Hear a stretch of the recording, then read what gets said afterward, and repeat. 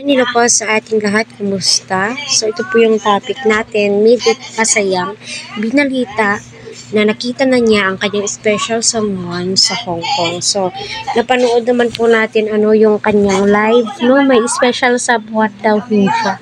Sana all. So ika nga po nila, once na may magsirado, ay may mga opportunity na di mo inaasahan, may mga blessings na darating sa'yo.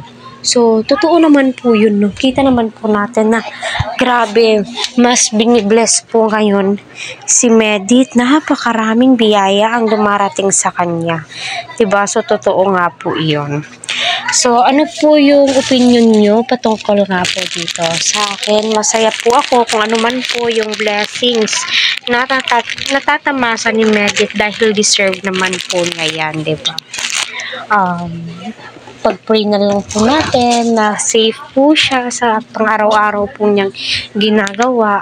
Kita naman po natin, no, na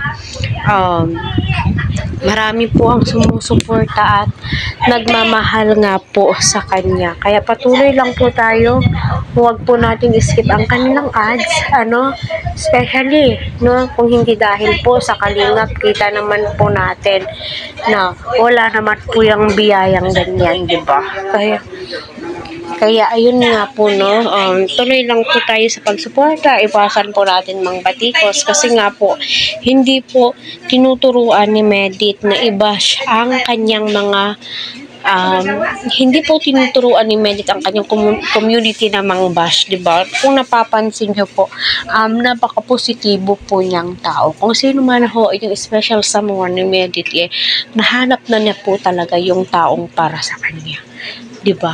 At alam ko marami ang masaya at natutuwa nga po sa mga blessings na natatanggap ng dating Kalingap angels na itong si Medit. So alam naman po nating lahat na deserve po ni Medit yung mga blessings na yan. At kung sino man po or may pinapaparinggan naman po itong si Medit, alam naman po natin na masaya na ho itong si Medit ngayon, di ba? Kaya gulang po tayo ng at maging masaya sa natatamasa ng kapwa po natin.